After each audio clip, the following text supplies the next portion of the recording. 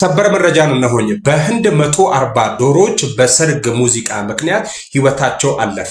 በህንድ ኦዲሻ ግዛት ውስጥ የሚገኝ አንድ የሰርግ ስነ ስርዓት ላይ ለታዳሚዎቹ የደስታ ድግስ ቢሆንም በአቅራቢያው ለነበሩ ዶሮዎች ግን የሞት ደውል ሆኖ ማለፉ ተሰምቷል። በከፍተኛ ድምጽ የተከፈተው የዲጄ ሙዚቃ የ140 ዶሮዎችን ህይወት በአሰቃቂ ሁኔታ ቀጥፏል።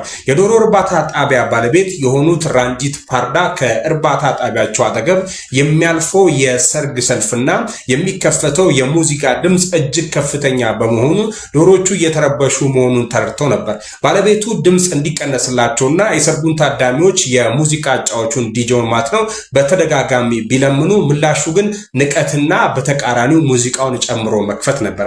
ባለቤቱ ወደ እርባታ ጣቢያቸው ሲመለሱ ግን ያጋጠማቸው ትዕይንት አስደንጋጭ ነበር። 140 ዶሮዎች መሬት ላይ ተዘርረው አገኟቸው። ምንም እንኳን ወዲያውኑ እርዳታ ለማድረግ ቢሞክርም ዶሮቹ በድንጋጤ ህይወታቸው አልፏል። የሰርጉ አዘጋጆች ዶሮቹ በሙዚቃ ድምጽ አይሞቱም በሚል ካሳ ለመክፈል አሻፈረኝ በማለታቸው ጉዳዩ ወደ ህግ አምርቷል። ይሁን እንጂ የእንስሳት ሐኪሞች ባደረጉት ምርመራ የባለቤቱን ስጋት አረጋግጧል። ዶሮቹ የሞቱት በከፍተኛ የድምጽ ብክለት ምክንያት በደረሰባቸው ድንገተኛ የልብ ድካም ሀርት ፌለር ነው በማለት ተናግሯል። በአሁኑ ወቅት ፖሊስ በሙዚቃ አጫዋቾችና በሰርግ አዘጋጆች ላይ ምርመራ እያደረገ ይገኛል። ይህ ክስተት በማህበራዊ ሚዲያ ላይ ሰፊ መነጋገሪያ ሆኗል። ብዙዎች የሰው ልጅ ለራሱ ደስታ ሲል በሌሎች ህይወት ያላቸው ፍጥረት ላይ የሚያደርሰውን ተጽዕኖ ግዴለሽነት ሲሉ ኮንነውታል። ዜናው የድምጽ ብክለት በእንስሳት ጤና ላይ የሚያደርሰውን ጉዳት አስመልክቶ አዲስ ክርክር ቀስቅሷል። ይህ መረጃ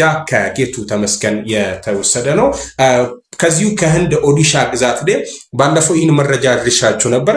የዚህን መረጃ ማጠቃለያ ልንገራችሁ። ይህ ግለሰብ የእህቱን አስክሬን ወደ ባንክ ይዞ ሄዶ ነበር። ባንኮች ርህራሄ አያሳዩም በሚል ቢሮክራሲው ሰፊ ነው፣ ሰዎች ይንገላታሉ የሚል መማሪያ ወስደን ነበር። ይህ ጉዳይ ተዘግቷል። the case is closed የሚል መረጃ አግኝቻለሁ። ክፍያው ተከፍሎት ይህ ግለሰብ የእህቱን አስክሬን ባንክ ይዞ የሄደው ግለሰብ ክፍያው ተከፍሎት ኬዙ ተጠናቀሉ። ዳርማጮቼ ይላችሁ ፈልጌ ነው። ለአዲስና ትኩስ መረጃዎች ቤቱን ፎሎ ደረግ ሼር አድርጉት። ቴንክ ዩ